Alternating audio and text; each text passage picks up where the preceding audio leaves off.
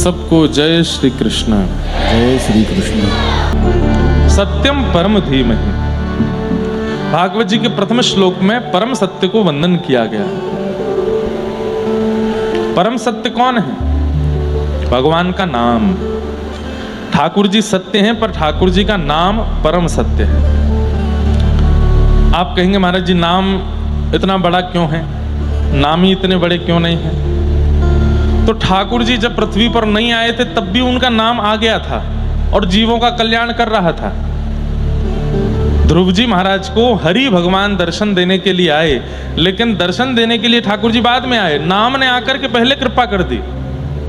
और दूसरी बात, नाम पहले आ जाता है, ठाकुर जी बाद में आते हैं, और फिर ठाकुर जी आगे चले जाते हैं, नाम फिर भी रहता है। सदा हमारे पास रहने वाला जो है ठाकुर जी के आने से पहले, ठाकुर जी के जाने के बाद, वो उनका नाम ही है। इसलिए नाम को हम परम सत्य मानते हैं। और विशेष रूप से मैं और आप जो इस कलिकाल में रहते हैं, कई लोग बहुत सारे प्रश्न करते हैं। सेवा से संबंधी प्रश्न करते हैं, भोग से संबंधी प्रश्न करते हैं, राग से संबंधी, श्रृंगार से संबंधी। नाम से संबंधी प्रश्न सबसे कम आता है मंच पर। नाम कैसे करना चाहिए? नाम की बड़ी महिमा है। आप सेवा में थोड़ी सी चूक हो जाए चलेगा, प्रसाद में चूक हो जाए चलेगा, पर नाम को खूब कीजिए, नाम बहुत कीजिए। नाम में जो सामर्थ्य है। अब आप कहेंगे महाराज जी नाम की हमको अंतिम स्थिति बता दीजिए। ध्यान से सुनिएगा, नाम की अंतिम स्थिति क्या? अंतिम तो नहीं पता, लेकिन एक चरम स्थिति बता देते हैं। नाम की चरम स्थिति ये होती है कि नाम करते करते करते करते करते करते करते करते, जैसे हमारे बॉडी में ब्लड के साथ में कई सारे सेल्स भी पूरी बॉडी में एक्टिव रहते हैं। अच्छे सेल्स भी होते हैं, बुरे सेल्स भी होते हैं। ठीक वैसे ही नाम करते करते करते करते रोम रोम से वह नाम प्रकट होने लगता है, और पूरी बॉडी में नाम के सेल्स भी प्रकट हो जाते हैं। और उन सेल्स का क्या अभिप्राय होता है कि आप नाम करते करते जब नेत्र बंद करते हैं ना, तो देह तो होता है घर में, देह तो होता है पत्नी बच्चों के बीच में, लेकिन मन बुद्धि कहीं और चली जाती है। और वो कहीं और क्या है? निकुंज वृंदावन। पहले नाम करते करते केवल द्वार का दर्शन होगा, निकुंज के द्वार का।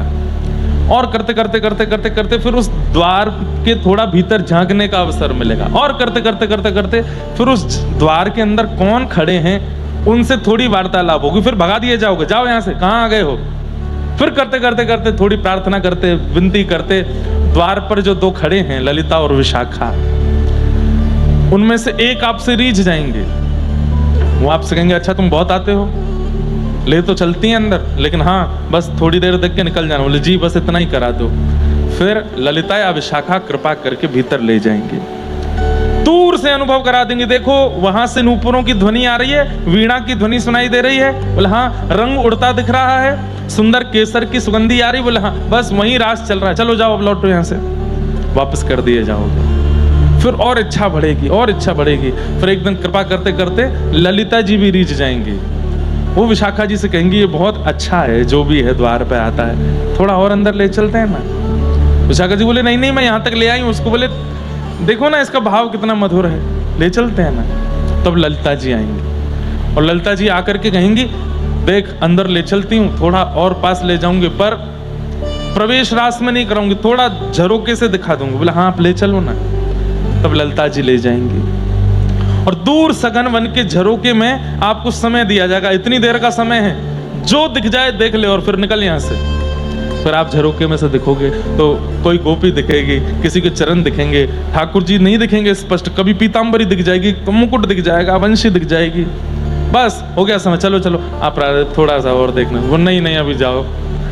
फिर और भजन होगा और भजन होगा और भजन होगा। ऐसे करते करते सामने पे एक स्थिति ऐसी आएगी कि द्वार पर खड़ी ललिता विशाखा नहीं, तप्त कंचन गौरांगे श्री राधे वृंदावनेश्वरी प्रसन्न हो जाएंगे और वही स्वयं आज्ञा करेंगे हे ललिते कौन है ये निकुंज के द्वार पर इतने भाव निमग्न होकर के मेरा नाम गाता है, ठाकुर जी का नाम गाता है। जब श्री जी का नाम गाते हो तो ठाकुर जी रीझते हैं, ठाकुर जी का नाम गाते हो श्री जी रीझती हैं। कौन है जो ठाकुर जी का नाम मुझे सुनाता है? ठाकुर जी कहेंगे कौन है जो श्री जी का नाम मुझे सुनाता है?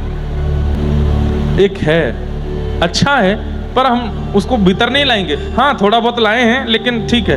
तब फिर किशोरी जी पूछेंगे सच सच बताओ है कैसा? बोले अधिकारी तो लगता है लेकिन हमें डर लगता है कि अंदर लाएं कि नहीं। तब श्री जी ठाकुर जी श्री जी को देख के कहेंगे ठीक है बुलाओ।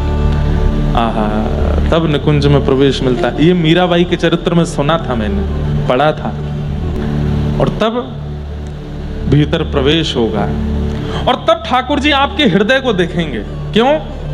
वहां दिखने वाली उस स्थिति को देख करके यदि मन में ये उस स्थिति के प्रति आकर्षण हो गया तो ठाकुर जी का दर्शन नहीं होगा। जैसे जिस व्यक्ति की जीव वश में नहीं है, जिस व्यक्ति के नेत्र वश में नहीं है, जिस व्यक्ति का मन वश में नहीं है, अगर वो भूल से भी नाम जप करते करते निकुंज में चला भी गया तो वहां ऐसी ऐसी व्यंजन खाने के, ऐसे ऐसे व्यंजन पहनने के, ऐसी ऐसी वस्तु देखने की मिलेंगी। अगर उनको देख करके व्यक्ति उनके प्रति आकृष्ट हो गया, प्रिय प्रियतम समझ जाएंगे कि हमारा अधिकारी नहीं है, बस यहीं से वापस करो।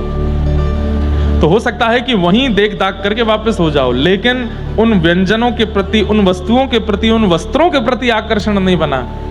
तब अंत में जाकर के कहीं दूर खूब समय खपाने के बाद तब प्रिया प्रियतम दिखते हैं।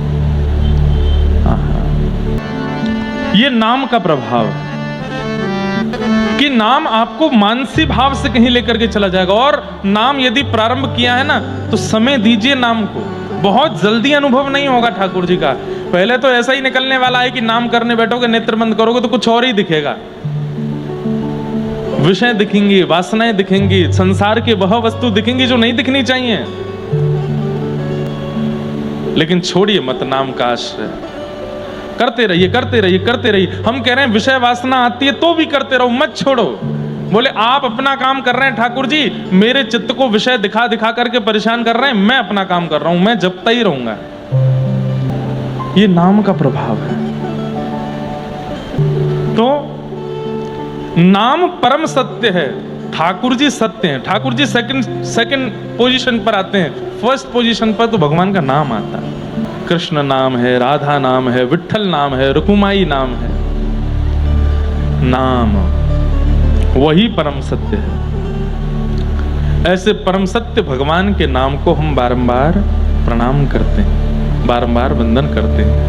एक नाम का आश्रय ले लीजिए बंधुओं, आप गौड़िया वैष्णव हो, आप राधा वल्लभी हो, आप रामानुजी हो, आप रामानंदी हो, आप हरिदासी हो, आप वल्लभ कुल के हो, आप किसी भी वैष्णव परंपरा से हो, निम्बार्क से हो, अपनी गुरु प्रदत्त प्रणाली का पहले पाठ कीजिए, गुरु प्रदत्त मंत्र का पहले जाप कीजिए और फिर पूरे दिन एक नाम को रटते रहिए, मन में चलता रहे, काम करते रहिए, दुकान पे जाइए, जॉब में जाइए, बिजनेस करिए, जो कर रहे हैं करिए, नाम मन में चलता रहे। और एक बात कह दूं, बुरा नहीं मानना, हमें साधन की जरूरत पड़ती है नाम के लिए। जैसे काउंटर इन लोगों के हाथ में लगा रहता है, उसको दबाते रहेंगे, ठीक है, साधन की आवश्यकता पड़ रही है। इसका मतलब अभी हम इतने योग्य नहीं बने कि बिना साधन के स्मरण नहीं बन रहा। वड़ा पाव का बिना साधन के स्मरण बन जाता है, विषय भोग वस्तु का बिना साधन के स्मरण बन जाता है। लेकिन ठाकुर जी का स्मरण करने के लिए साधन चाहिए हमको। बिना साधन के वो स्मृति बन नहीं पाती, वो स्मरण बन नहीं पाता। पहले तो इसीलिए नाम जप कीजिए कि ये मुझे साधन की आवश्यकता ना पड़े, बिना इसके ही मेरा नाम चलने लग जाए। हमने दर्शन किया है, परम पूजनीय प्रातः स्मरणीय श्री ठाकुरदास बाबा गोवर्धन में रहते थे। उनकी माला छूट गई थी, उस समय काउंटर तो थे ही नहीं, माला छूट गई थी और हाथ ऐसे चलता रहता था, ऐसे। एक समय आया, उनके शरीर को पैरालाइज हो गए, वो लकवा मार गया। और जिस अंग में लकवा हुआ, जिस अंग में शांति हुई, उस अंग की उंगली को कुछ नहीं हुआ, जब चलता ही रहा। और ये होठ भी चलता रहता था। कोई बहुत पास कान लगा करके सुनता तो युगल नाम करते रहते थे। एक क्षण के लिए भी नाम नहीं, मतलब मैं उस बात को ऐसे कहता हूं कि नाम को हमने पकड़ा तो नाम छूट जाएगा, लेकिन नाम ने अगर हमको पकड़ लिया तो नाम नहीं छूटेगा। नाम को उन्होंने पकड़ लिया था। अब चाहे शरीर को कोई स्थिति हो जाए, उम्र 80 वर्ष हो जाए, प्राण निकलने की स्थिति आ जाए, पर नाम नहीं छूटता था, नाम चलता रहता था। पंडित श्री गया प्रसाद जी महाराज गोवर्धन के, गिरिराज जी जाते हो, परिक्रमा लगाते हो तो मुकुट मुखार बिंद पर जैसे ही परिक्रमा प्रारंभ होती है, गया प्रसाद जी की समाधि पड़ती है सीधे हाथ पर। वैष्णवों से प्रार्थना है, वहां प्रणाम कर लिया करो।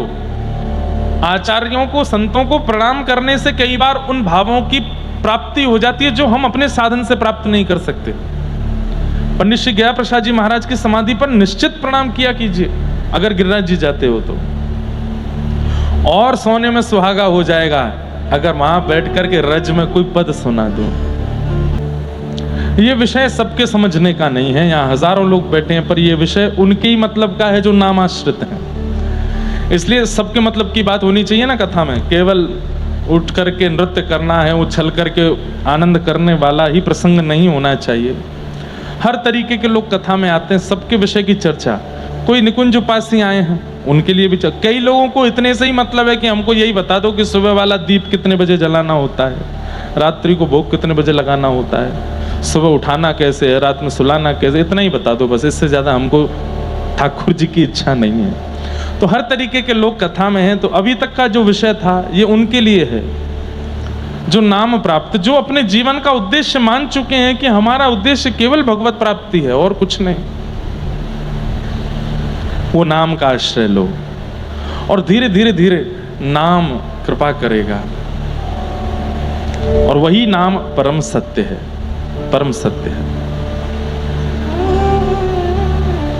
भागवत जी के दूसरे श्लोक में कहते हैं, सबसे पहला भागवत का विषय क्या है, दूसरी बात भागवत का अधिकारी कौन है, तीसरी बात भागवत सुनने से किससे संबंध होता है, और चौथी बात भागवत का प्रयोजन क्या है। तो पहली बात विषय, भागवत का विषय क्या है, तो कहते हैं धर्म प्रवोचित कई तवोत्र परमो, हमारे चित्त में परम धर्म का उद्दीपन करना, ये भागवत का विषय है। धर्म एक बात है, परम धर्म विशेष बात है। अब धर्म परम धर्म में अंतर क्या है, ध्यान से सुनिएगा। सुबह 6 बजे उठना, उठ करके स्नान ध्यान करना, उसके बाद मंदिर जाना, मंदिर जाकर के शंकर जी पर जल चढ़ाना, हनुमान जी पर चोला चढ़ाना, देवी मैया के आगे जोत जलाना, अपने गुरुदेव के यहाँ जाकर के जैसी उनकी परिस्थिति परंपरा है वैसा वो करना, घर आकर के माता पिता को प्रणाम करना, बाल भोग करके काम पर निकल जाना, ये धर्म है। रामनवमी मनाना, सीता नवमी मनाना, जन्माष्टमी मनाना, गणेश चतुर्थी मनाना, होली, दिवाली, रक्षाबंधन आदि आदियों पर सात्विक घर में पूजा करना, ये सब धर्म है। ग्रहण आदि काल पर जो ग्रहण के नियम होते हैं उनका पालन करना, ब्राह्मण देवता को घर बुला करके दान पुण्य करना, गौ माता की सेवा करना, ये सब धर्म है। लेकिन परम धर्म क्या है, उसी परमात्मा से कोई संबंध मान करके उनसे अत्यंत प्रेम करना, ये परम धर्म है। और ये बात मैं नहीं कह रहा हूं, श्रीमद् भागवत जी कह रहे हैं। परम धर्म क्या है, सवै पुंसाम परो धर्मो, सभी प्राणी मात्र का परम धर्म क्या है, यतो भक्तिर अदोक्षजे, अदोक्षज भगवान, भगवान का नाम अदोक्षज है, अदोक्षज भगवान की प्रेम लक्षणा भक्ति करना, जैसे ध्रुव ने की, प्रहलाद ने की, मीराबाई ने की, हमारे मथुरा के दादर रहमान ने की। हमारे मथुरा में एक मुस्लिम परिवार रहता था, आज भी बहुत मुस्लिम परिवार रहते हैं। उन्हीं में एक परिवार में रहता था, उसका नाम था दादर रहमान। क्या नाम था? ऐसी अटपटी कहानी तो झूठ होती है, ऐसी अटपटी भक्त लीला मैंने सुनी ही नहीं जैसी दादर रहमान की। एक होता है बंधुओं कि आप प्रयास करते हो ठाकुर जी की प्राप्ति करने का, और एक होता है कि ठाकुर जी प्रयास करते हैं आपकी प्राप्ति का। ये दो प्रकार से ही भक्तों के चरित्र आपको सुनने को मिलेंगे।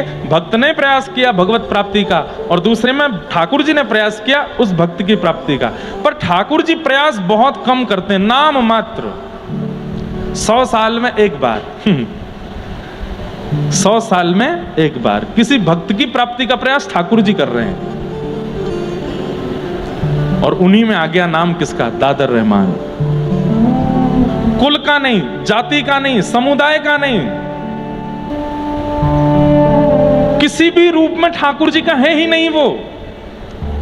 और उनके पिताजी जो थे दादर रहमान के, वो नामी ग्रामी उस एरिया के जितने भी मुस्लिम परिवार थे उनके हेड थे वो।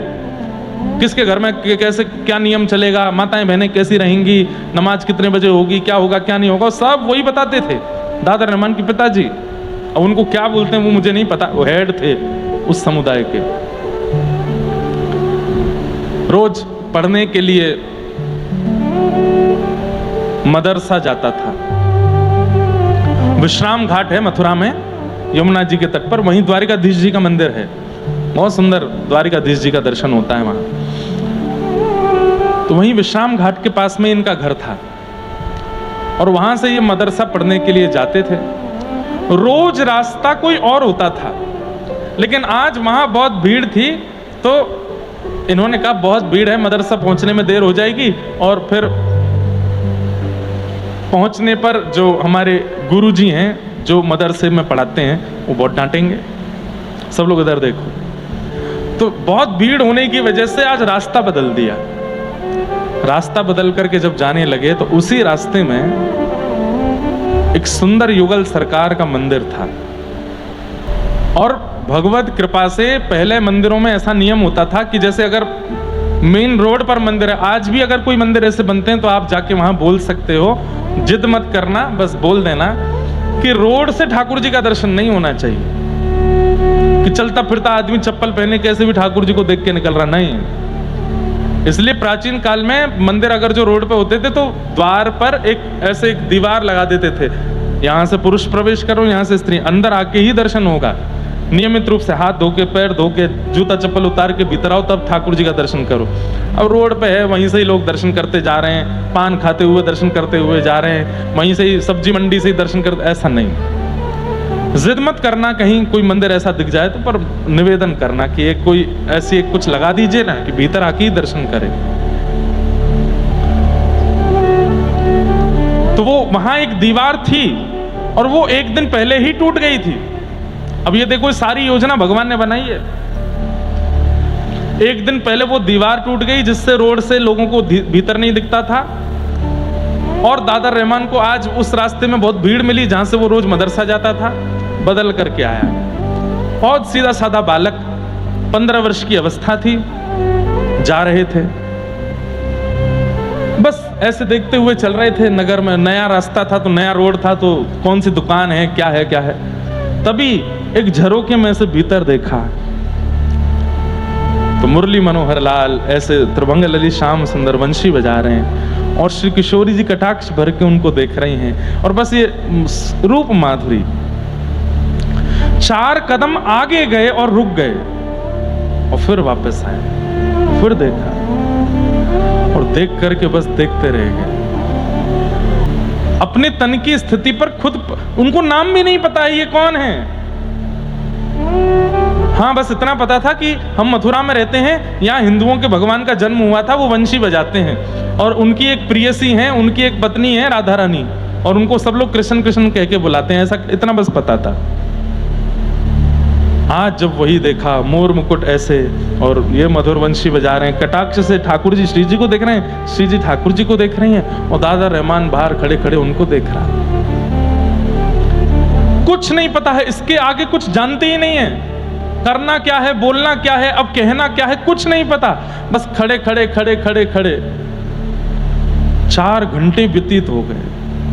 4 घंटे बाद जैसे ही भोग आया ठाकुर जी का, तो पर्दा लगा। पर्दा लगने पर तब उनकी आंखें ऐसे हुई और अपनी आंखें मीड़ने लगे, आंसू आ गए थे, पूरा यहाँ कुर्ता नीचे गीला हो गया था। बोले ये हुआ क्या मुझे? किसी से पूछा भैया समय क्या हुआ? बोले दोपहर के 12 बजे हैं।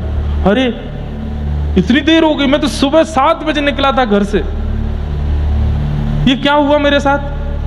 अब मदरसा कैसे जाऊं? मौलवी तो बहुत मारेंगे मुझे। तो इधर जाऊं उधर जाऊं, सोचने लगे क्या करूं क्या करूं। घर ही चले गए, और घर जाकर के ना कुछ खाया ना पिया, अपने कक्ष में जाकर के चुपचाप बस बैठे हैं, और बोले ये क्या हो रहा है मेरे साथ? ये क्या दिखा था मुझे? इतना अच्छा क्यों लग रहा था, और मुझे इच्छा क्यों हो रही है दोबारा उनको देखने की? मेरा मन क्यों हो रहा है कि मैं दोबारा जाऊं, फिर से देखूं उनको? घबराहट होने लगी, कहीं ये पाप तो नहीं है, कहीं अम्मी को पता चले, अब्बा को पता चले, मारेंगे तो नहीं मुझे। बंधुओं, 1947-50 के बीच की घटना है ये। कल्याण अंक आता है गीता प्रेस, उसमें ये अंक लिखा था।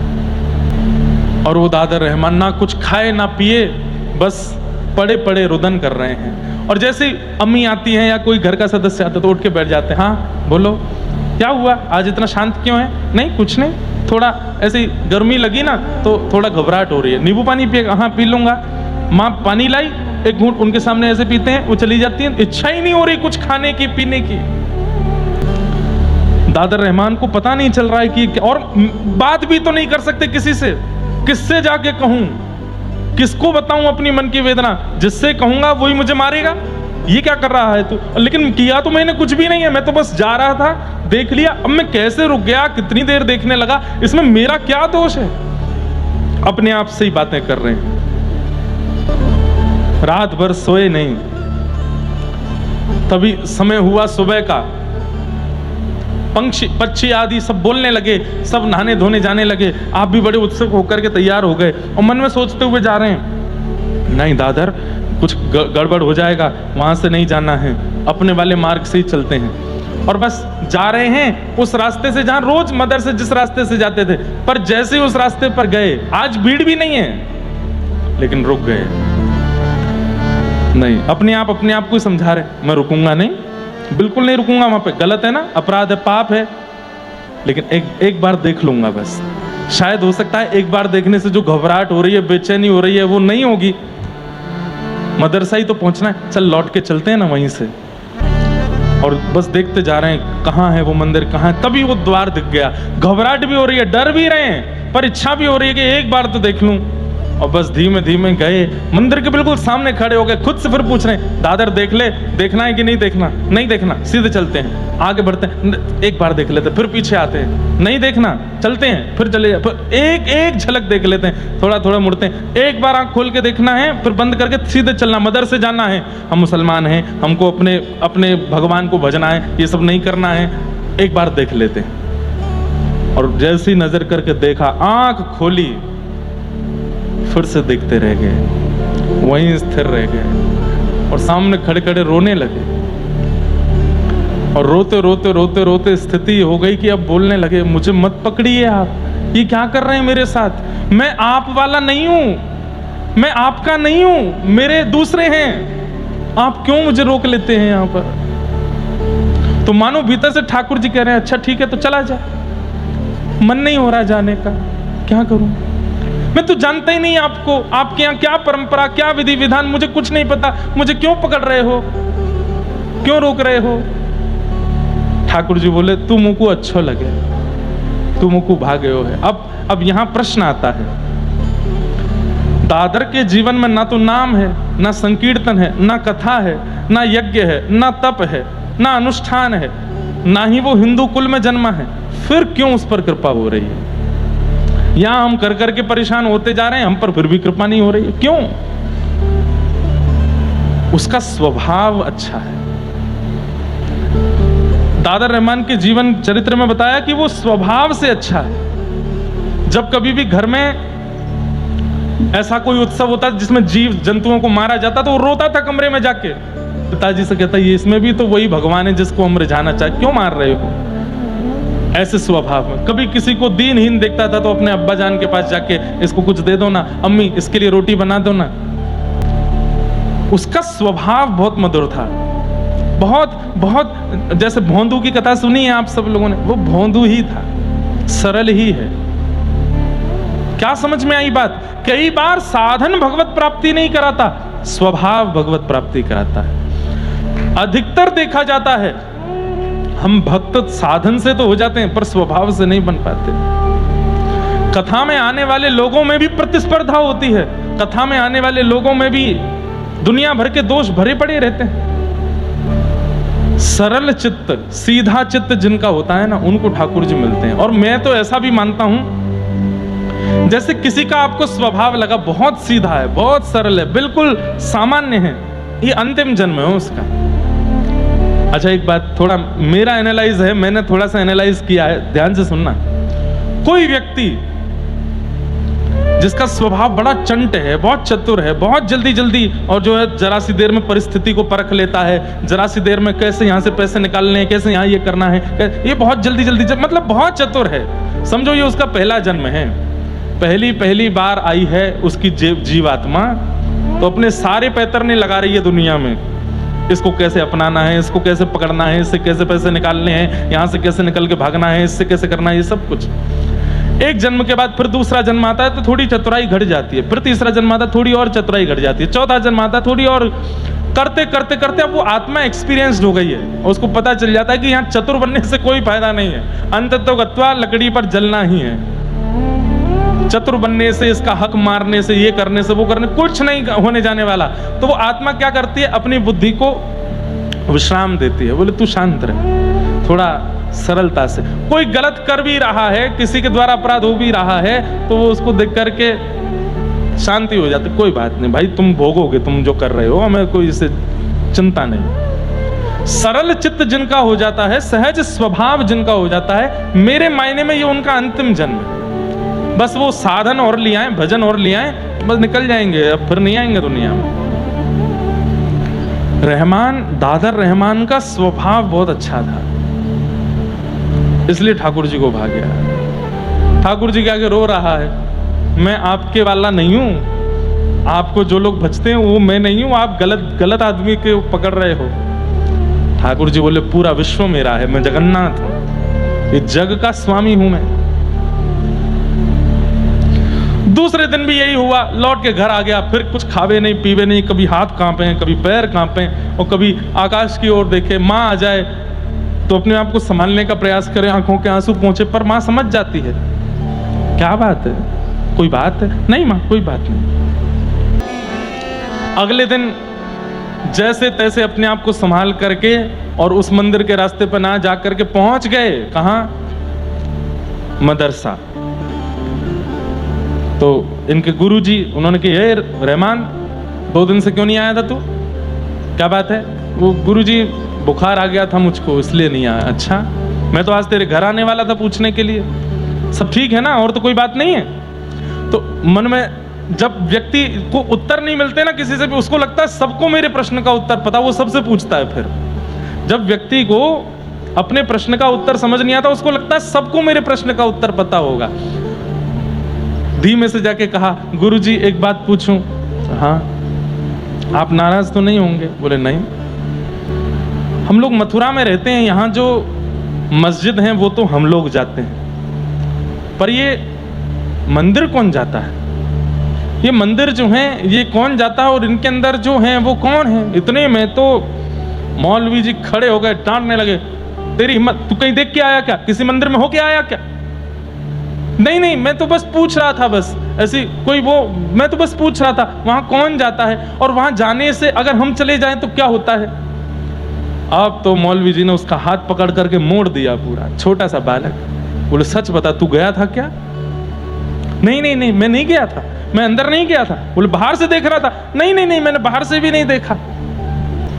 बताया, बोले कि वो ऐसा होता है, वहां जाने से जहन्नुम में जाना पड़ता है, ये होता है वो होता है, और दोबारा वो पढ़ना पड़ता है, और फिर जाके मंदिर में ये, अपने मस्जिद में ये करना पड़ता है, तब दोबारा तुम मुसलमान बनोगे, नहीं तो तुम मुसलमान नहीं होगे। बहुत कुछ समझाया।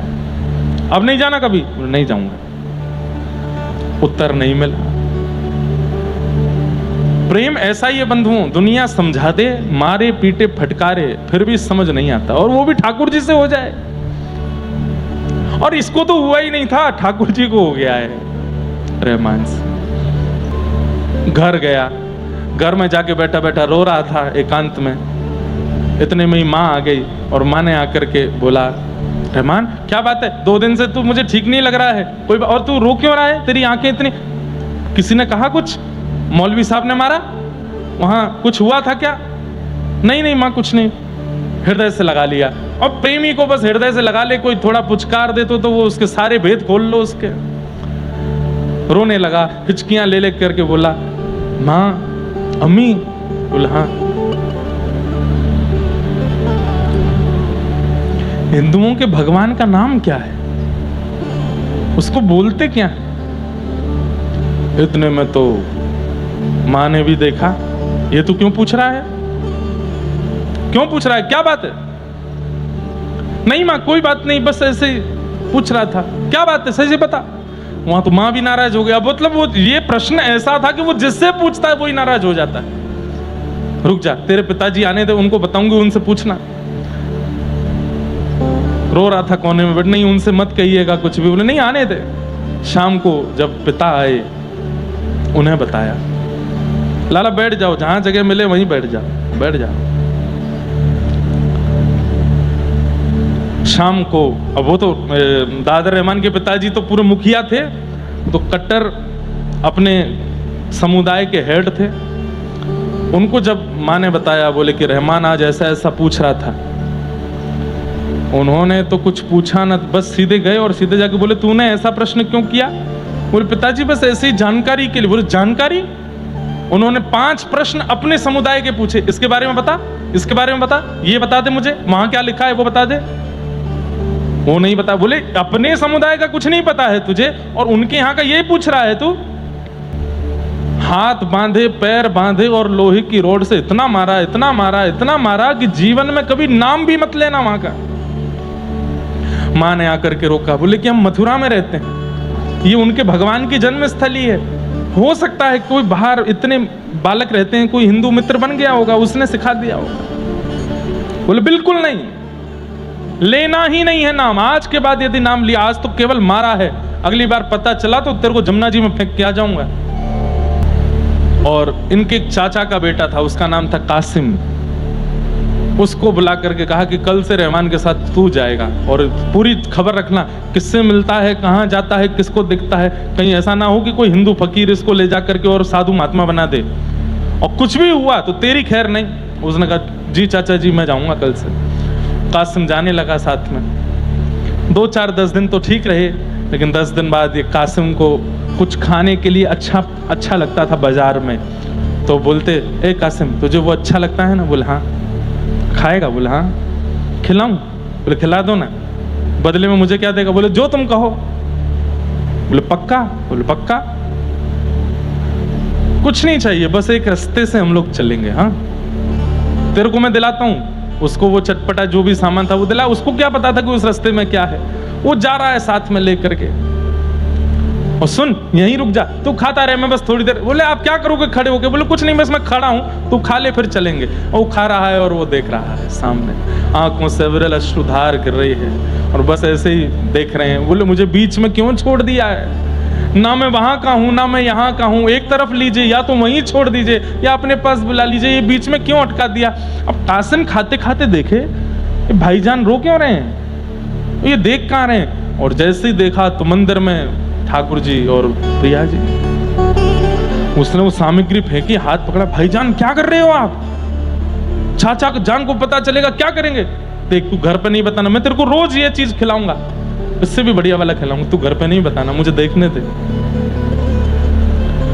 किसी ने देख लिया तो बहुत दिक्कत हो जाएगी। सबको पता है आप किसके बेटे हो, कोई जाके बता देगा घर पर, आपको तो जो होगा सो होगा, मुझे भी मारेंगे वो, तेरे को कुछ नहीं होगा, तू अपना खाना प्रेम से, मुझे थोड़ी देर और देखने दे। अब रोज कासिम को कुछ खिलाने का लोभ देते हैं और कासिम उनको मिलवाने ले जाता है ठाकुर जी से।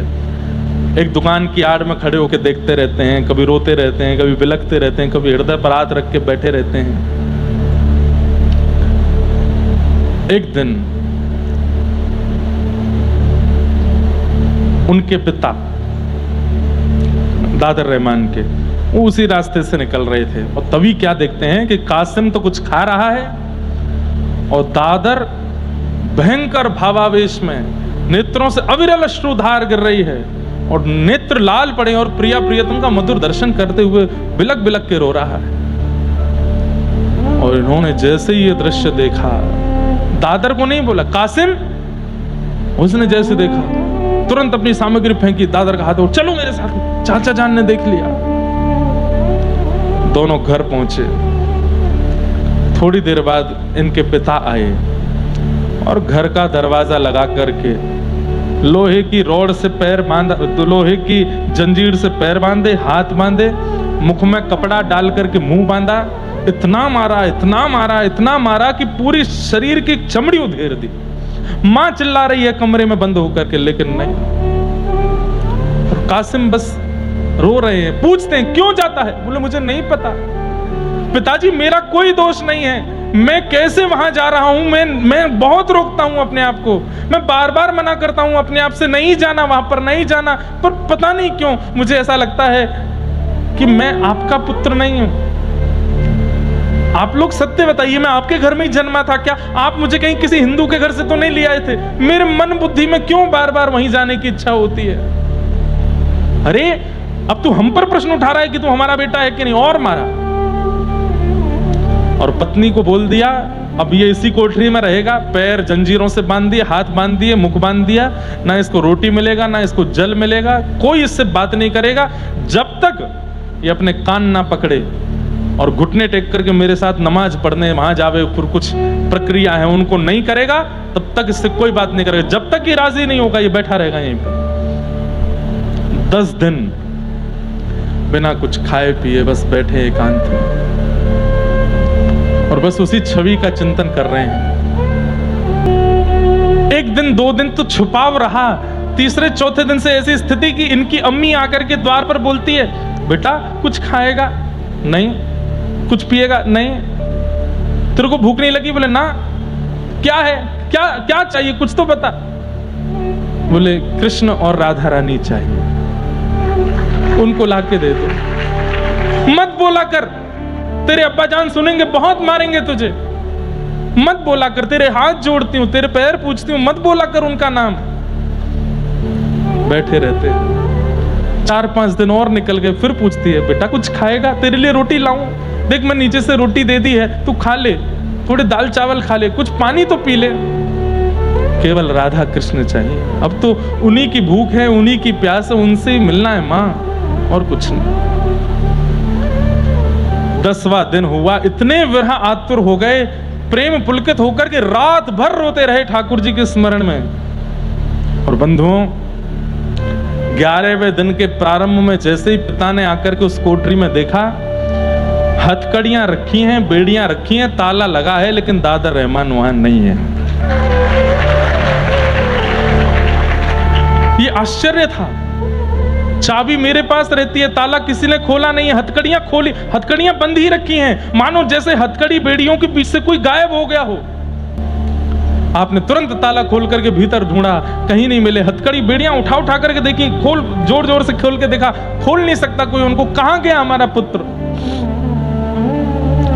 वहीं पर एक पत्र लिखा था दादा रहमान ने। बोले मां, पिताजी, मैं जिनका हूं वो मुझे लेने आए हैं और मैं उनके साथ जा रहा हूं। आप मेरे लिए ज्यादा प्रयास मत करिएगा। मैंने आपको जो कष्ट दिया, जो परेशानी दी, उसके लिए मुझे क्षमा करना। और ऐसा कह करके वो पत्र छोड़ गए। मथुरा में ढूंढा, गलियों में ढूंढा, यमुना जी के तट पर ढूंढा, आगरा तक ढूंढा, लेकिन दादा रहमान नहीं मिले। केवल 11 दिन में भगवत प्राप्ति हो गई। मुस्लिम हकीमों के पास, बड़े बड़े झाड़ फूंक करने वालों के पास, भविष्य बताने वालों के पास गए, किसी ने कुछ बताया, किसी ने कुछ बताया, कोई भी प्रमाण नहीं दे पाया कि कहां है दादा। 8-9 महीने निकल गए, नहीं मिले। तब एक बंगाल के एक यात्री मथुरा आए थे। उन यात्रियों में एक बहुत बड़े ज्योतिषाचार्य थे, बंगाली थे। उनके पास आप गए और जाकर के रोते हुए बोले कि देखिए, मैं दूसरे समुदाय का हूं, लेकिन मेरी बहुत बड़ी दिक्कत है, आप समाधान करो। मैंने नाम सुना मथुरा में कि आप भविष्य बताते हैं। बोले हाँ, मेरे बेटे के साथ ऐसा ऐसा हो गया 1 महीने के अंदर, और वो गायब हो गया कमरे से, पत्र लिख करके गया है। आपने जब स्थिति सुनी, वो क्या बोलता था, क्या कहता था, कैसे रोता था। बोले मैंने देखा था मंदिर के बाहर खड़े होते रोते हुए उसको। कैसे हो सकता है, हम तो मुसलमान हैं, हम तो इतने समय की नमाज करते हैं, ऐसा करते, कैसे मेरे बेटे पर उसका प्रभाव हो ही नहीं सकता, किसी ने जादू किया है। वो जो बंगाल के ज्योतिषी आए थे, संभवतः उनका नाम प्रमोद चट्टोपाध्याय, उन्होंने कहा आप जाइए, मैं कुछ संकेत होगा तो आपके घर भिजवा दूंगा। और सुनते ही वो तो गए, आप सुनते ही प्रमोद जी तुरंत मथुरा से वृंदावन की ओर गए, क्योंकि समझ गए थे जो जो लक्षण बताए हैं ये कृष्ण विहरणी गोपियों के। ये किसी सामान्य के नहीं हो सकते। और आपने वृंदावन में भ्रमण करते करते जब केसी घाट के पास जाकर के दूर देखा तो यमुना के पल्ली पार कुछ वृक्ष हैं और उन वृक्षों के बीच में कुछ चमक रहा है। यमुना जी पार करके जब आप वहां गए तो दो वृक्षों के बीच में एक अनंत समाधि लगाए व्रजरज तन पर लपेटे हुए दादर रहमान बैठे थे। एक कॉपीन पहन रखी है बस, और युगल नाम महामंत्र जप रहे हैं। आपने उनका जब दर्शन किया, कुछ कहना चाहा लेकिन उन्होंने कोई प्रत्युत्तर नहीं दिया। जैसे ही आपने थोड़ी और वार्तालाप करनी चाहिए, आपने उनकी ओर एक बार देखा और देख करके कहा, मेरे प्रिया प्रियतम आए हैं, मैं जा रहा हूं। और ऐसा कहकर के आपने तुरंत यमुना जी में छलांग लगा दी और वहीं अंतर ध्यान हो गए। फिर उसके बाद दादर रहमान कभी नहीं मिले। इसलिए भैया आप ठाकुर जी को पकड़ रहे हो, ठीक है, कहीं उन्होंने आपको पकड़ लिया तो फिर संसार के तो नहीं रह पाओगे। और यदि बहुत चाह हो कि वो पकड़ लें तो अपने स्वभाव को मधुर बना लो। नहीं है इच्छा इस संसार के, वैसे तो अब इच्छा वैसे लगती नहीं है संसार में रहने की, यहाँ के व्यवहार विचारों का निर्वहन करने की, बस इच्छा होती है वो मिल जाए। अपने स्वभाव व्यवहार को मधुर बना लीजिए और थोड़ा सह लीजिए, इस संसार में सह लीजिए। हमेशा के लिए दादर रहमान श्री प्रिया प्रियतम के मधुर सेवा में विलीन हो गए। परम धर्म यानी कि प्रिया प्रियतम से प्रेम करना, यही परम धर्म है।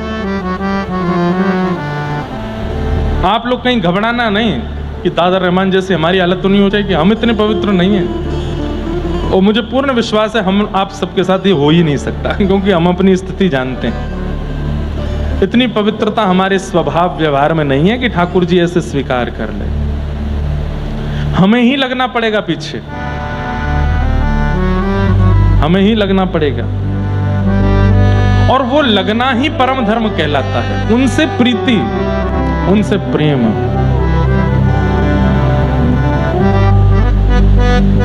दूसरी बात, ठाकुर जी से प्रेम करने का अधिकार किसके पास है? तो कहते हैं निर्मत सराणाम सताम, जिसके चित्त में मात्सर्य दोष नहीं है। मात्सर्य मतलब दूसरे के प्रति ईर्ष्या, दूसरे के प्रति ईर्ष्या की भावना जिसके चित्त में है, वो इस जन्म में भगवत प्राप्ति कभी नहीं कर सकता।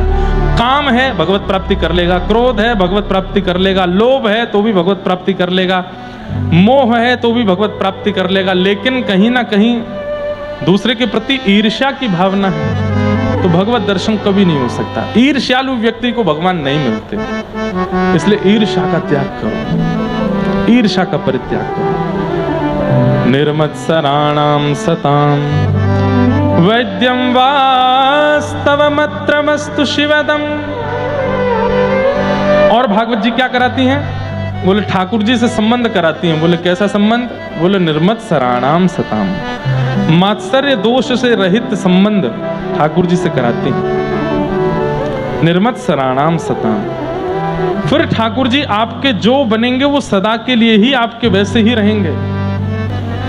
आपके लाला बने, आपके भैया बने, आपके सखा बने, वो जिस भी संबंध में आपके पास आएंगे वो सदा उसी भाव से ही रहेंगे। भागवत जी का आश्रय लेना पड़ेगा। बिना इनके आश्रय के संबंध की पुष्टि नहीं हो सकती। इसलिए वैद्यम वास्तवमत्र वस्तु शिवदम, ठीक ठाकुर जी से आपका संबंध। और बोले कैसा संबंध? शिवदम, कल्याणकारी संबंध कराती है। 3 प्रकार के तापों का उन्मूलन कर देती हैं भागवत जी। आदि दैविक, आदि भौतिक, आध्यात्मिक। फिर किसी भी प्रकार का ताप यानी कि कष्ट जीवन में नहीं रहता है। केवल एक ही कष्ट रहता है कि श्याम सुंदर हमें कैसे मिलेंगे, वो मुरली मनोहर हमें कैसे मिलेंगे, वो मधुसूदन, माधव, मुरारी। बस यही एक कष्ट रह जाएगा जीवन में, और कोई कष्ट सा लगेगा नहीं। लाइट नहीं आ रही, एसी नहीं चल रहा, कोई बात नहीं। नमक खत्म हो गया है, केवल सब्जी मसालों की बनी है, कोई बात नहीं। रोटी में स्वाद नहीं है, घी नहीं डला है, कोई बात नहीं। कपड़े अनुकूल नहीं बचे पहनने को, कोई बात नहीं।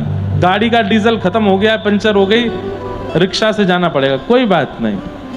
सब चीज में फिर एग्रीमेंट आ जाएगा, सब चीज में एग्री हो जाओगे, बस एक ही चीज में डिसएग्री रहोगे। ये कब मिलेंगे, इनकी प्राप्ति कब होगी, ये हमें कब मिलेंगे, इनकी प्राप्ति हमें कैसे होगी, हम ऐसा क्या करें कि बस ये हमें मिल जाए। बाकी जितनी भी अव्यवस्थाएं सब सहने को हम तैयार हैं, बस ये नहीं मिल रहे हैं, ये हमसे नहीं सहा जा रहा है। उनको थोड़ा और जान लें और समझ लें, उसके लिए ही तो कथा में आते हैं हम। और श्रीमद् भागवत वही करती हैं। वैद्यम वास्तव मत्र वस्तु शिवदम तापत्रयोन्मूलनम। ठाकुर जी से हमारा वास्तविक संबंध क्या है वो स्पष्ट होता है। कथा धीरे धीरे सुनते रहो, सुनते रहो, सुनते रहो, एक दिन वो स्पष्ट हो जाता है। और वो स्पष्ट हो जाए तो फिर उस मार्ग से ठाकुर जी को प्राप्त कर लो, उस भाव से प्राप्त कर लो। दादर रहमान का तो स्पष्ट ही नहीं हो पाया, ठाकुर जी ने प्रेम किया ना। तो भागवत जी वो स्पष्टीकरण कराते हैं। हमारे पास साधन है, हमारे पास रास्ता है, हमारे पास पहुंचने का तरीका है। कई बार बिना साधन रास्ते और तरीके के भी पहुंच जाते हैं। दादर रहमान सरीके, हमारे रसखान सरीके, अकबर की बेगम क्या नाम था, ताज बेगम,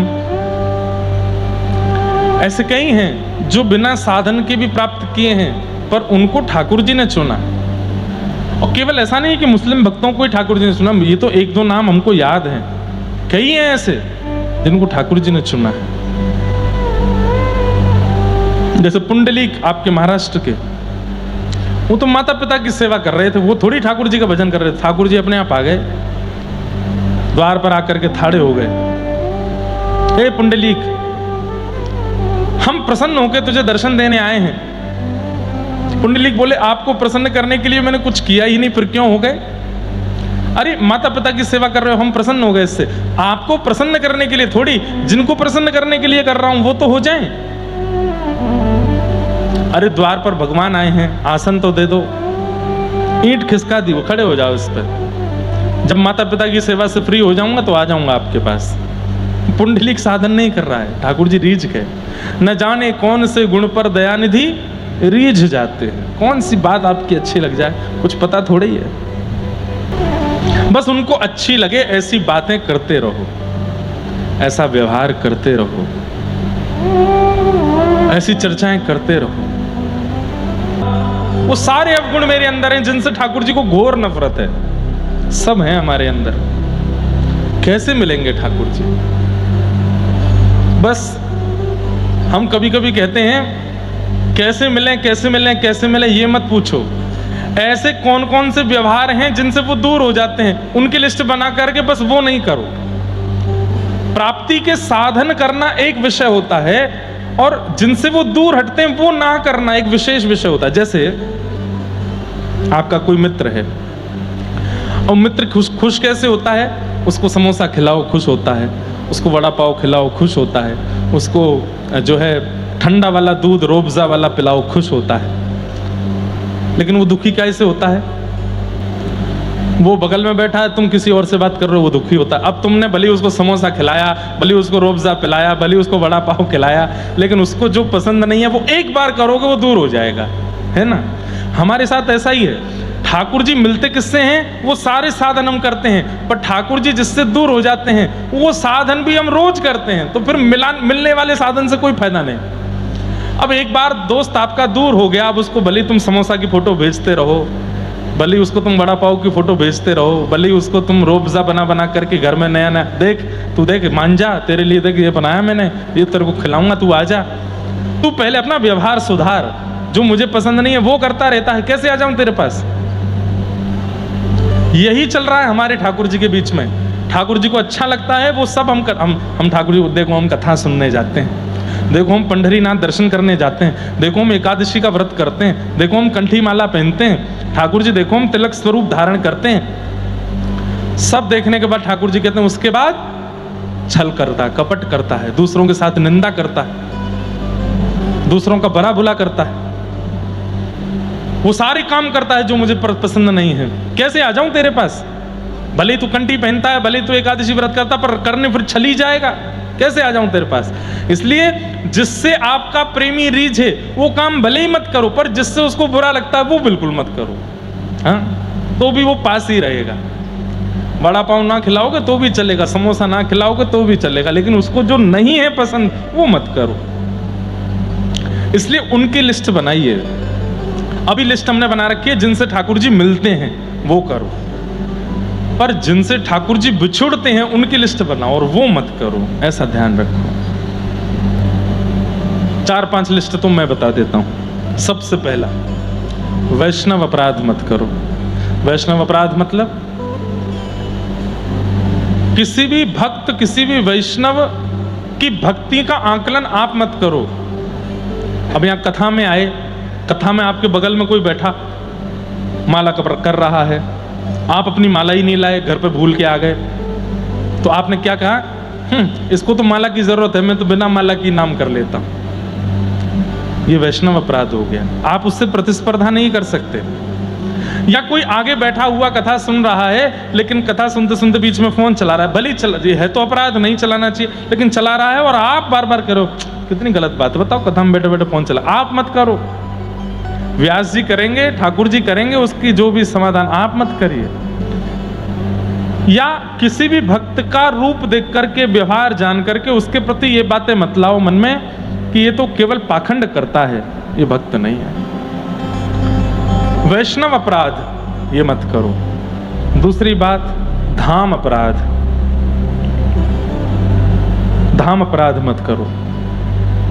आप वृंदावन जाते हो, जगन्नाथपुरी जाते हो, द्वारिकापुरी जाते हो, वहां जो हो जाए सब सिर माथे है। अपराध करके मत आओ। अभी हम नासिक में 2 दिन विश्राम में चैतन्य चरित्र की कथा सुन रहे थे, चैतन्य चरितामृत। तो उसमें एक बहुत सुंदर बात आती है कि जब श्री चैतन्य महाप्रभु गया जी गए अपने सब शिष्यों के साथ, तो रात्रि में चैतन्य महाप्रभु ने सब शिष्यों से कहा, जाओ नगर में भिक्षा लेकर के आओ, भिक्षा करके आओ, पाएंगे। तो जितने भी शिष्य गए चैतन्य महाप्रभु के भिक्षा करने के लिए, वो हर द्वार पर, घर के द्वार पर जाते, भिक्षा मांगते। तो भिक्षा देने वाले के गले में अगर कंठी नहीं होती, जनेऊ नहीं होता, तो अपना हाथ पीछे कर लेते, बोले नहीं हम कहीं और से ले लेंगे, रहने दो। दूसरी जगह चले जाते, भिक्षा मांगते, वहां से भी कंठी जनेऊ नहीं दिखती, तो वहां से भी नहीं लेते। मतलब जो जनेऊ नहीं पहने, जो कंठी नहीं पहने, वहां से भिक्षा नहीं लेते थे। वो खाली हाथ लौट करके आए तो चैतन्य महाप्रभु बोले, इतना बड़ा नगर, कहीं से भिक्षा नहीं लाए? बालकों ने कहा, भिक्षा तो बहुत मिल रही थी, लेकिन एक भी व्यक्ति जनेऊधारी और कंठीधारी नहीं मिला, इसलिए हम भिक्षा लेकर के नहीं आए। तो चैतन्य महाप्रभु, कोई बात नहीं। रात्रि में बुखार चढ़ा, इतना भयंकर ज्वर चढ़ा कि दूसरे दिन वैद्यों ने आकर के खूब औषधि दी, लेकिन उनका बुखार ठीक नहीं हुआ। तब अनेक प्रयास करने पर भी ठीक नहीं हुए, तो फिर शिष्यों ने कहा, गुरुजी आप कैसे ठीक होंगे? तब चैतन्य महाप्रभु बोले, ये धाम के प्रति अपराध की पीड़ा मुझे आई है। हम धाम में हैं, अब धाम का व्यक्ति चाहे जैसा हो, उसके प्रति अपराध नहीं करना है। वो जनेऊ नहीं पहने, कंठी नहीं पहने, इसका आकलन, इसका निर्णय मुझे नहीं लेना है, तुम्हें नहीं लेना है। हम बाहर से आए हुए व्यक्ति हैं, धाम के जो प्रमुख भगवान हैं वो देखेंगे उनको, हमें तो उनके प्रति श्रद्धा ही रखनी है। जाओ उन्हीं बिना जनेऊ और कंठी वालों के यहाँ से भिक्षा लेकर के आओ। भिक्षा लेकर के आए, जैसी भिक्षा पाई तो बुखार उतर गया। क्या समझाया कि धामी के प्रति निंदा मत करो, धामी के प्रति अपराध मत करो, उससे ठाकुर जी नाराज होते हैं। तो पहला, वैष्णव अपराध मत करो। धामी के प्रति, ये तो मैं बहुत बड़ी बड़ी बातें बता रहा हूं जिससे ठाकुर जी नाराज होते हैं। छोटे छोटे भी कई ऐसे अवगुण हैं जिनसे ठाकुर जी नाराज हो जाते हैं। तीसरा, ग्रंथ के प्रति अपराध मत करो। भागवत जी के प्रति, रामचरितमानस के प्रति, भक्तमाल के प्रति, गीता के प्रति, इन सब में आकलन मत करो, ये श्रेष्ठ हैं, ये अश्रेष्ठ हैं, ये ज्यादा बढ़िया है, ये नहीं है ना। सबके प्रति सम रहो। और गुरुओं के प्रति प्रतिस्पर्धा मत करो। मेरे गुरुजी ज्यादा बढ़िया हैं, इनके गुरुजी इतने बढ़िया नहीं हैं, इनके गुरुजी तो ऐसे हैं, मेरे गुरुजी ऐसे हैं, आदि आदि आदि आदि, ये सब भावनाएं चित्त में मत लाओ। ये सब वो गुण हैं जो ठाकुर जी को प्रिय नहीं है। तो जिनसे ठाकुर जी मिले उनकी लिस्ट अब मत बनाओ, जिनसे ठाकुर जी दूर होते हैं उनकी लिस्ट बनाना शुरू करो, और वो ना करें ऐसा व्यवहार करो। उसमें फिर आता है छल मत करो, कपट मत करो, किसी के प्रति द्वेष मत करो, किसी की निंदा मत करो, किसी के बारे में गलत प्रचार मत करो। ये सारी बातें ठाकुर जी को प्रिय नहीं। तो जो ठाकुर जी को अप्रिय लगने वाले व्यवहार हैं उनको मत करो, उनसे बचे रहो। भागवत की कथा को निरंतर सुनो, क्योंकि इनके श्रवण मात्र से हरि चित्त में आ जाते हैं, हरि चित्त में प्रकट हो जाते हैं।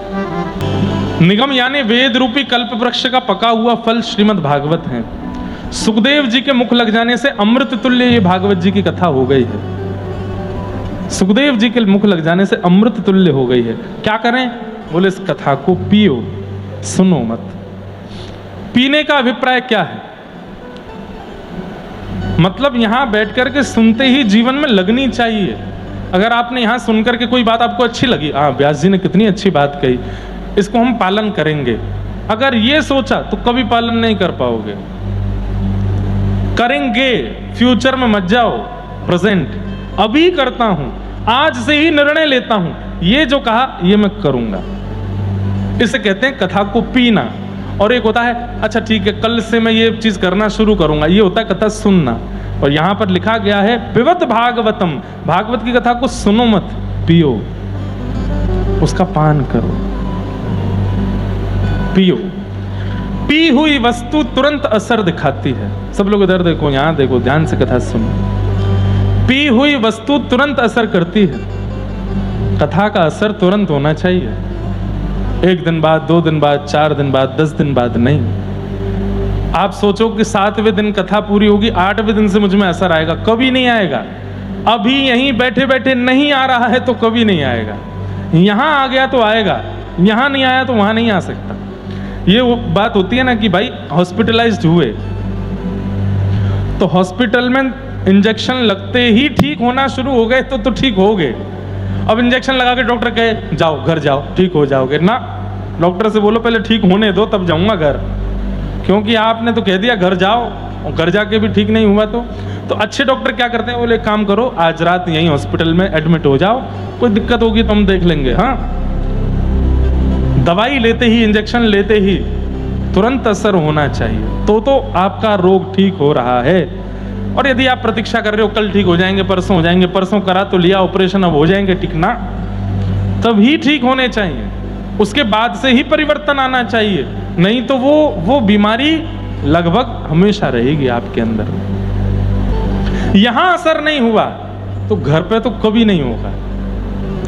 इसलिए 3 घंटा जो आप कथा सुनते हैं 6 से लेकर के 9 बजे तक, इस बीच में अनुभव कीजिए कि मुझ में असर हो जाए, मुझ में परिवर्तन हो जाए, क्योंकि यहां नहीं हुआ तो वहां नहीं होगा।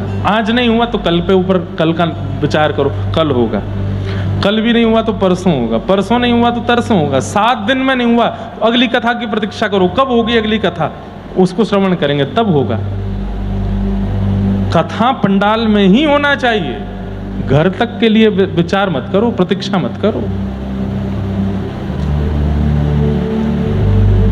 पिबत भागवतम रसमालयम मुहुरर्हो रसिका भुवि भावुका। और कैसे पिए, कब तक पिए? बोले पीते रहो जब तक असर ना हो, जब तक परिवर्तन ना लगे, जब तक चित्तवृत्ति बदले ना। अब भगवत गीता भगवान ने अर्जुन को सुनाई, गीता सुनने के बाद असर हुआ अर्जुन पर ना, तुरंत होता चल रहा है। ठाकुर जी बोलते जा रहे हैं और अर्जुन परिवर्तित होता जा रहा है। यही तो कथा का स्वरूप है। पर आज की डेट में क्या होता है, हजारों की तादाद में भीड़ आ जाती है, पर परिवर्तन 1-2 में ही होता है, सब में नहीं। और ये आज ही नहीं होता। महाभारत में जब भगवान गीता सुना रहे थे तब अर्जुन अकेला नहीं सुन रहा है, सब सुन रहे हैं, सारी सेना सुन रही है, समस्त पांडव भी सुन रहे हैं, पर असर केवल अर्जुन पर हो रहा है। पिबत भागवतम रसमालयम, पियो कथा की इस सुंदर धारा को पियो। पिबत भागवतम रसमालयम मुहुरर्हो रसिका भुवि भावुका।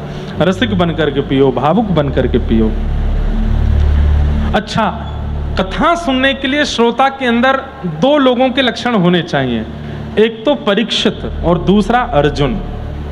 ये दो प्रधान श्रोताओं के बारे में हम लोग सुनते हैं, एक वो जिसने सुखदेव जी से कथा सुनी, एक वो जिसने स्वयं ठाकुर जी से कथा सुनी, अर्जुन और सुखदेव, परीक्षित।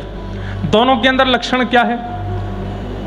दोनों के लक्षण हमारे अंदर आ जाएं तो कथा में बैठे बैठे परिवर्तन आने लग जाएगा। क्या लक्षण है? परीक्षित का लक्षण है भगवत दर्शन की उत्सुकता, लालसा, व्याकुल है परीक्षित भगवान का दर्शन करने के लिए, उत्सुकता परीक्षित के पास है। दूसरा परीक्षित के पास क्या है? बोले मेरा अगला क्षण भी अंतिम हो सकता है, जितना हो सके मैं इसी क्षण में भगवत की ठाकुर जी की कथा सुन लूं, 7 दिन में मरना है उसको, तो हर क्षण उसका अंतिम है, इस भाव से वो कथा सुन रहा है। तो कथा कैसे सुनो? आज की कथा सुन जाएं, कल आके फिर और सुनना, कल का कोई पता थोड़ी है कल हम आ पाएंगे कि नहीं, कल की कोई भरोसा नहीं है। कल का आप चलो, आपको अपना भरोसा हो, व्यास जी का भरोसा नहीं है, व्यास जी नहीं आए तो, व्यास जी कोई कुछ हो गया तो। इसलिए अभी आज मुझे अभी सुनना है, अभी परिवर्तित करना है अपने चित्त को, अभी दर्शन करना है ठाकुर जी का, कल पर नहीं जाना है मुझे। ये स्थिति परीक्षित की है। और अर्जुन की परिस्थिति क्या है? पूर्ण समर्पण, करिष्ये वचनम तव, ठाकुर जी के प्रति इतना समर्पित है, आप कहोगे दिन तो दिन, आप कहोगे रात तो रात। व्यास के प्रति ऐसी समर्पण की स्थिति श्रोता की हो जाए तो अर्जुन और परीक्षित, इन दोनों के व्यवहार यदि चित्त में आ जाए तो कथा अभी असर करेगी, कल नहीं, अभी असर होगा उसका। ऐसे इस भागवत की कथा को प्रियो। तत्पश्चात 88,000 सौनकादि ऋषियों ने 6 प्रश्न किए। किम श्रेय शास्त्र सारः क स्वावतार प्रयोजनम, किम कर्म के अवतारश्च धर्मः कम शरणम गतः। इन 6 प्रश्नों में आगामी दिनों की कथा है। भगवान का अवतार का श्रेय किसको जाता है? ठाकुर जी अपने अवतार का श्रेय मतलब भक्तों के लिए आते हैं कि राक्षसों के लिए आते हैं? यशोदा मैया के लिए आते हैं कि नंद बाबा के लिए आते हैं? दाऊ दादा के लिए आते हैं कि किशोरी जी के लिए आते हैं? यमुना जी के लिए आते हैं कि गिरिराज जी के लिए आते हैं? किसके लिए ठाकुर जी आए हैं पृथ्वी पर? भगवान के अवतार का श्रेय किसको जाता है? किम श्रेय। दूसरा प्रश्न, शास्त्र सारः क, अनंत शास्त्रों का सार क्या है? इतने शास्त्र हमारे हिंदू वैदिक सनातन धर्म में हैं, इनका सार क्या है? किम श्रेय शास्त्र सारः क स्व अवतार प्रयोजनम, भगवान के अवतार का प्रयोजन क्या है? ठाकुर जी राम बन के, कृष्ण बन के, परशुराम बन के आते हैं, ये तो समझ में आती, पर फिर नृसिंह बन के, मत्स्य बन के, कच्छप बन के, वराह बन के, ये जानवर बन के भी ठाकुर जी आ जाते हैं, मछली बन के भी आ जाते हैं, मानव बन के। ठाकुर जी के आने का हेतु क्या है? स्व अवतार प्रयोजनम, किम कर्म, भगवान के कर्म क्या है, करते क्या है भगवान? हमने तो सुना है वो भ्रगुटी टेढ़ी करते हैं तो पूरी पृथ्वी बन जाती है, वो मुस्कुरा जाते हैं तो पूरी धरती चल जाती है, और वो जरा से क्रोध में भरते हैं तो नूतन प्रलय हो जाता है। जिनके सोचने से सब कुछ हो जाता है तो उनको करने की क्या आवश्यकता है? वो कर्म क्या करते हैं? किम कर्म के अवतारश्च, भगवान के अवतार कितने हैं? और अंतिम प्रश्न, धर्मः कम शरणम गतः, ठाकुर जी के जाने के बाद धर्म किसकी शरण में जाता है? ये 6 प्रश्नों के उत्तर दीजिए। तब सौनकादि ऋषियों ने, 88,000 सौनकादि ऋषियों ने प्रश्न किया और इसके उत्तर में सूत जी महाराज अब उत्तर देने से पहले अपने गुरु को प्रणाम करते हैं। 20 जुलाई 2015 दोपहर के 3:30 बजे हम पहली बार व्यासपीठ पर बैठे थे। 20 जुलाई 2015 दोपहर के 3:30 बजे पहली बार व्यासपीठ पर बैठे थे और 20 जुलाई 2015 को 12:30 बजे हमारी दीक्षा हुई थी। मतलब 12:30 बजे गुरु दीक्षा हुई है, 3:30 बजे तो व्यासपीठ मिल गई। हम कैसे नहीं कहें कि हमको युगल नहीं मिले। गुरु प्राप्त होने के 2 घंटे बाद ठाकुर जी मिल गए हमको। आज जिस व्यासपीठ की कृपा से हजारों वैष्णवों को भगवत अनुभव हो रहा है, वो व्यासपीठ हमको दीक्षा होने के ठीक 2 घंटे बाद मिल गई थी। हमारे जीवन की पहली कथा व्यासपीठ पर बैठने से 2 घंटे पहले हमारी दीक्षा हुई थी, समुद्र के तट पर द्वारिका में। पूज्य पिताजी गुरुदेव के द्वारा। आप कहोगे ये तो पूर्व निश्चित था, आपकी कथा होनी ही थी पहले से ही। अब वो तो कभी एकांत में बैठोगे तो हम बताएंगे कैसे निश्चित था। रोम रोम कांप रहा था, थर थर कांप रहा था, मैं कैसे कथा करूंगा। ट्यूबरक्लोसिस हुआ था हमको 20 दिन पहले, हॉस्पिटल से उठ के आया था कथा करने, किसी कीमत पे कथा करने की क्षमता नहीं थी अंदर। डॉक्टरों ने पिताजी को बोल के भेजा था कि आप इनसे कथा करवा तो रहे हैं लेकिन अपनी रिस्क पर करवाना, ये कथा कर नहीं पाएंगे क्योंकि बोलने में जोर लगेगा तो कोई दिक्कत नहीं हो जाए, बस इसका ध्यान रखिएगा। 8-8, 9-9 गोलियां खाता था मैं, उस समय बीमार था, 22 दिन पहले ही बीमार हुआ था। हमारे नाना जी के मन में आया, मेरे नाना जी पंडित श्री कृष्णलाल शास्त्री जी, और उन्होंने पिताजी से जाके कहा लाला की कथा में 2 घंटा बाकी हैं तो अभी इसी वक्त दीक्षा दीजिए। तो हमारे पिताजी बोले कि पिताजी मतलब हमारे नाना जी, उनके पिताजी लगे, बोले पिताजी अभी क्या आवश्यकता है, किसी दिन समय देख करके बढ़िया सुबह सुबह ब्रह्म मुहूर्त में दीक्षा देंगे। तो नाना जी बोले नहीं, अभी दीजिए। अगर चाहते हैं कि ये बालक सदा व्यासपीठ की सेवा में लगा रहे और आपका बल इसको प्राप्त हो तो पहली बार व्यासपीठ पर बैठे उससे पहले ही दीक्षा दे दीजिए। ये नहीं बोलेगा, फिर गुरु कृपा बोलेगी फिर। और हमारे पिताजी ने हमको दीक्षा दी। संभवतः व्यासपीठ पर बैठने से पहले दीक्षा नहीं हुई होती तो क्या होता पता नहीं, पर आज तक भी वो गुरु कृपा ही हमसे बुलवा रही है, वो गुरु कृपा ही बोल रही है। तो लोग कहते हैं कि गुरु मिलेंगे, गुरु मिल गए तो युगल भी मिलेंगे। आपको मिले, हाँ मिले ना। गुरु प्राप्त होते ही 1-2 घंटे बाद ही व्यासपीठ मिल गए हमको, इससे बड़ा प्रमाण क्या दें। गुरु प्राप्त होने के 4 साल बाद गिरधर लाल जी प्राप्त हो गए। गुरु प्राप्त होने के बाद अब स्थिति ऐसी बन गई है, दुनिया के किसी कोने में जाते हैं, जहां कथा करते हैं वहीं वृंदावन प्रकट हो जाता है। और गुरु कृपा का क्या आपको अर्थ बताएं, ये गुरु कृपा ही तो है। उल्लासनगर 6 बजे से पहले होता है, उल्लासनगर 9 बजे के बाद होता है। 6 से 9 वृंदावन जैसा ही लगता है। ये गुरु कृपा नहीं है तो क्या है कि जहां, ये तो चलो उल्लासनगर भारत की बात है, हम अफ्रीका कथा करने जाते हैं, ऑस्ट्रेलिया कथा करने जाते हैं, कनाडा कथा करने जाते हैं, विदेशों में ऐसा अनुभव होने लगता है कि वृंदावन है। ये गुरु कृपा नहीं है तो क्या है।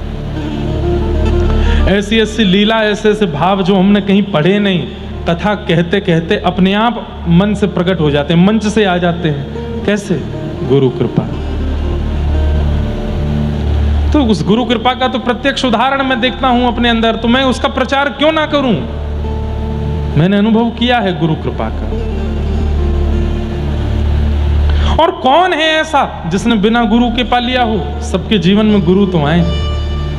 मीराबाई के जीवन में भी गुरु आए हैं, कबीरदास के जीवन में भी गुरु आए हैं, रैदास के जीवन में भी गुरु आए हैं, ज्ञानेश्वर महाराज, संत श्री तुकाराम जी महाराज, नामदेव जी, सबके जीवन में गुरु आए हैं। और गुरु आने के बाद भगवत मिलन में और ज्यादा तीव्रता आ गई।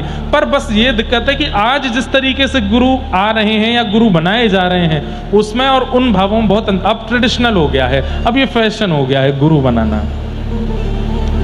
ये फैशन नहीं था, इसके पीछे उद्देश्य होता है भगवत मिलन का, भगवत प्राप्ति का। हम इसलिए भी गुरु बना रहे हैं कि हमारे गुरुजी बहुत पॉपुलर हैं, हम भी पॉपुलर हो जाएंगे। हम अपने शिष्यों को भी डांटते हैं, पॉपुलर होने के लिए हमसे दीक्षा मत लेना। जब हम इंद्रेश जी के भक्त हैं, इंद्रेश जी के शिष्य हैं, देखो उन जैसा तिलक हम लगाते हैं, हमारे गुरुदेव कथा में ऐसा कहते हैं, हमारे गुरुदेव कथा में, अरे हम बोल तो रहे हैं कथा में, तुम क्यों अलग से बोल रहे हो। पॉपुलैरिटी के लिए दीक्षा नहीं होती, उद्देश्य है भगवत प्राप्ति, भगवत भजन, भगवत सन्निकटता, उसके लिए दीक्षा ग्रहण होती है।